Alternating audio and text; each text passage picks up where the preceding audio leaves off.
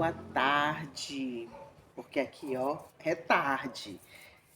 Sumida, né? Mas por um bom motivo. Final de ano sempre é bom a gente refletir sobre tudo que vem acontecendo na nossa vida, no nosso ano. A cada ano a gente tem um desafio. E esse desafio ele tem que diminuir a cada ano que passa. Você vai, faz uma análise, verifica direitinho o que compensou, o que não compensou. E por que que as pessoas fazem isso? Porque senão a gente perde o rumo, o roteiro. A gente não pode viver apenas por viver. E hoje eu vim trazer essa reflexão. E todo ano eu costumo botar na balança os meus feitos. O que eu consegui fazer, o que eu ainda não consegui fazer. Mas isso, gente, não é só em questões físicas, em termos de somar conquistas, não. Isso também vai muito na questão espiritual, emocional, mental. O que foi que eu consegui fluir? O que foi que eu consegui na minha vida alcançar uma melhoria? E falando aqui com as mulheres, a gente tem que botar na balança muito a questão do nosso emocional, do nosso relacionamento com os filhos, se tiver cônjuge, com a relação com o nosso cônjuge.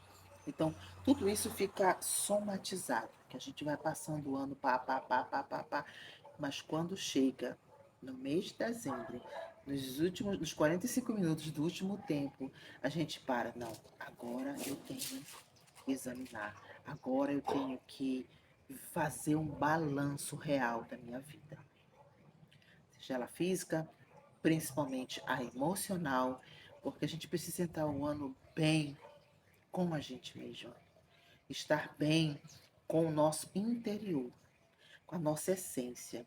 Então foi buscando isso que eu resolvi dar aqui o meu depoimento do meu final de ano, que sempre foram muito turbulentos. Enquanto eu estava, digamos assim, fazendo coisas e agradando pessoas, eu não estava fazendo por mim, eu estava fazendo pelo outro, com certeza a insatisfação era notória. Eu simplesmente fazia, mas não me sentia bem. Hoje em dia, eu tento equilibrar. Eu faço a maior parte das coisas que eu quero para eu me sentir bem e tento equilibrar e balancear para atender as pessoas à minha volta. Porém, a gente fica pensando, será se às vezes vale a pena eu me privar pelo outro? Sempre rola esse questionamento na minha vida. Será se vale a pena eu me privar do que eu gosto, do que eu sei que é bom para mim, pelo outro? Pois é, esse questionamento, ele fica se martelando na minha cabeça.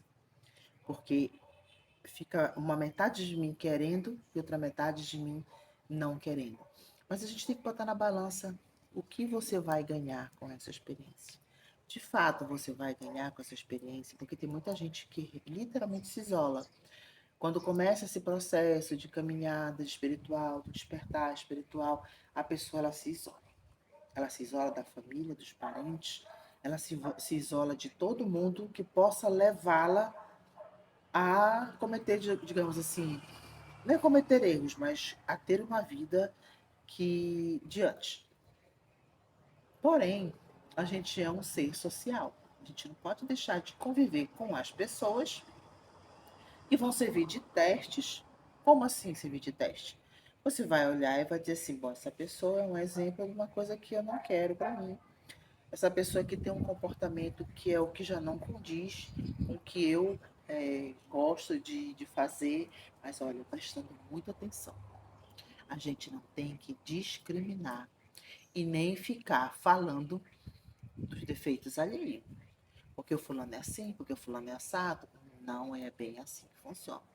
Isso é uma das reflexões que eu venho feito, em que se eu não aprovar o comportamento do meu irmão, ok, eu não devo comentar, eu não devo ficar insistindo e o pior, não devo ir lá tentar convertê-lo. Deixa disso, não faz mais isso. Mas o ano passou e você não mudou nada e não conquistou nada. Não, não é a nossa função fazer isso. A nossa função é com a gente, não é com o outro. Isso tem que ficar bem claro na nossa cabecinha. Eu tenho que cuidar de mim, por mim, para mim, comigo, não é com o outro.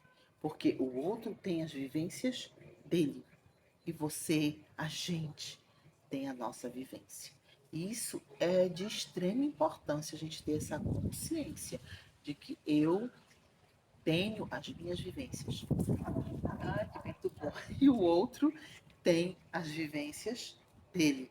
Olha que interessante a gente começar a refletir. A minha vida são com as minhas atitudes, com os meus pensamentos. O que eu tenho que corrigir são os meus pensamentos, as minhas atitudes, a minha caminhada, os meus feitos. Isso é que vai valer a pena. Você todos os dias se levantar durante todo o decorrer desse ano que virá, que já está vindo, que vem vindo, e você ter a certeza de que o balanço no final do ano que vem tem que ser mais positivo do que negativo. Por que que às vezes as pessoas têm um balanço mais negativo do que positivo? Porque ela não cuidou de si, não cuidou do seu interior, da sua vida, das suas conquistas, das suas prioridades. Aí sempre é o quê? Observando quem? O outro. Questionando o outro, fazendo e comentando a respeito do que o outro está fazendo, do que o outro está conquistando. Aí, sabe o que acontece? A gente perde o nosso precioso tempo. O nosso tempo tem que ser gasto com a gente. Nosso tempo tem que ser priorizado com as nossas conquistas, com os nossos feitos. Ah, nossa, mas isso parece tão egoísta. Não, gente, não é egoísta. O egoísta é aquele que está o tempo todo se comparando com o outro, questionando o outro. Aí é egoísmo. Por quê? Porque é um sentimento que não está na minha essência. Está no sentimento egóico de atender críticas, não a nossa, mas a do outro. Então a gente tem que observar agora, no final do ano, fazer aquele velho balancete de como eu estou, o que eu ainda preciso fazer, quem foram as pessoas que eu consegui perdoar, limpar mágoas, sabe? Faz esses questionamentos para si mesmo. Se for o caso, você anota no livrinho. Quais foram as suas conquistas emocionais? Como eu estou hoje emocionalmente do que há um ano atrás? Sabe, começa a analisar mês por mês qual foi as suas conquistas que você conseguiu, sabe, ultrapassar, vencer e planeja, planeja.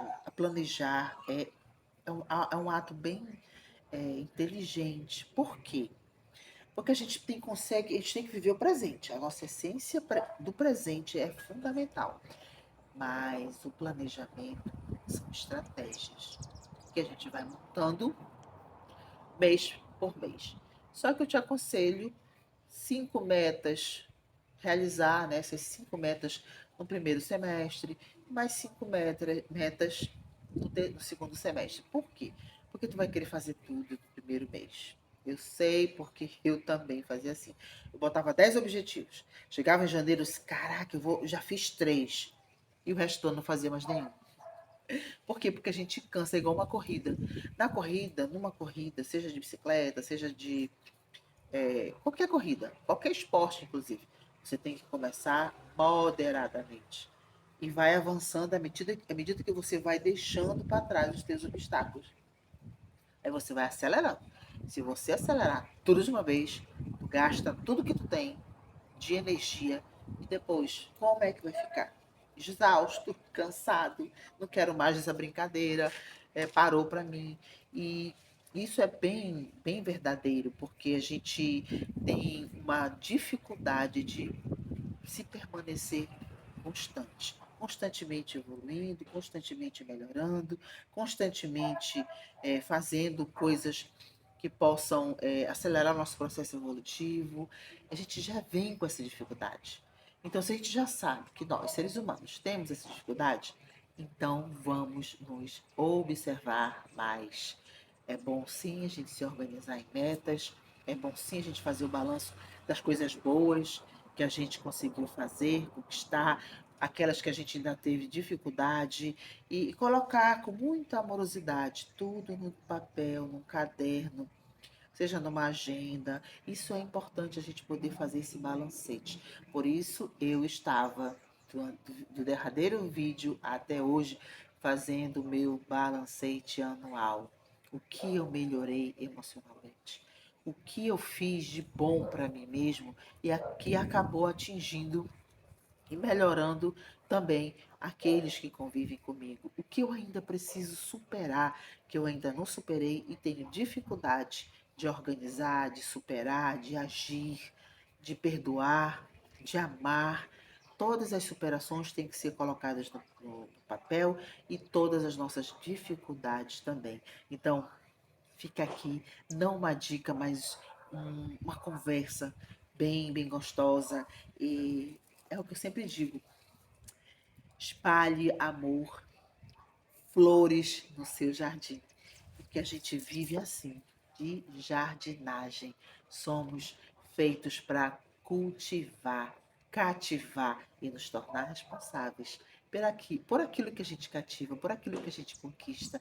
Então, vamos sim tentar buscar o melhor da gente esse ano que está vindo e tentar também elogiar, abraçar, ficar feliz pelo que a gente conseguiu conquistar no ano que passou. Então vai aqui um feliz ano novo, um beijo imenso no coração de todos vocês, que a gente tem muita coisa boa, muitos temas agradáveis ainda no decorrer desse ano que está vindo aí com toda a sua alegria, com toda a sua luz, com toda a sua energia, para nos dar ensinamentos, para nos ensinar a brilhar.